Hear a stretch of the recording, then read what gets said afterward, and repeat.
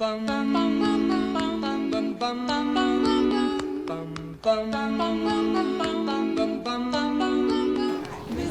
come here on a Wednesday morning and just light work from Levante. When was her main gallop ahead of the BCD Group Sprint? Well, she had, as you know, an exhibition gallop at Tauranga on before the first on Sunday.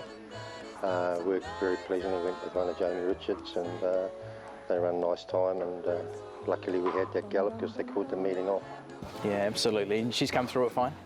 Yes, very fine. She's very bright. She's happy, so did a bit of quieter work yesterday morning, and she'll have another hit out in the morning and probably have a little bit of a wind sprint. So yeah, she'll be pretty right for Saturday. Absolutely, and a Group 1 winner now, and a spectacular Group 1 winner of the Telegraph. How did you assess that performance? Oh, good tough effort, you know. I thought it was really tough. Sort of was a bit worried he'd gone a bit soon, but she really toughed it out and got there. You must have been so proud of her because she'd been building to that.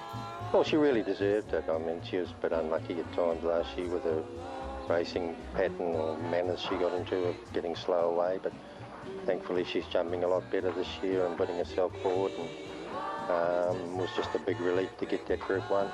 The way that she raced at Trentham, does it give you options for Te Rapa this weekend? Well, I don't think she wants to be quite as handy as what she was the other day.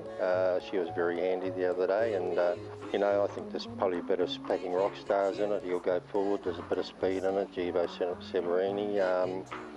No, we'll have a look, see how the pattern of the day is going. You know, towards early races, but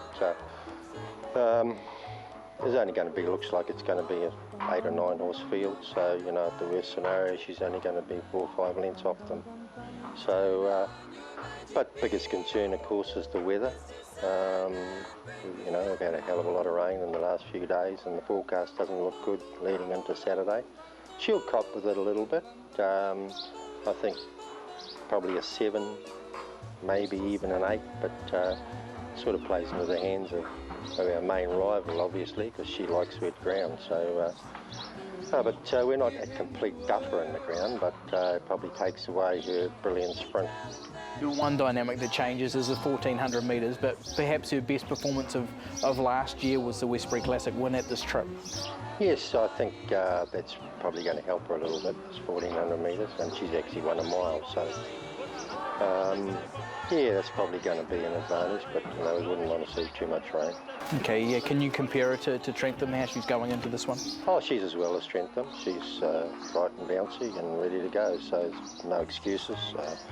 Work's been good, everything's good, so she's eating good, so she's all systems go. Has she got that air of Group 1 winner around her now?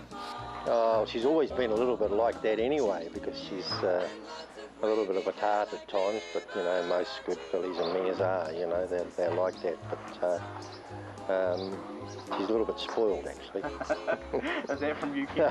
No, from Megan probably. Beauty, thanks, Aidan.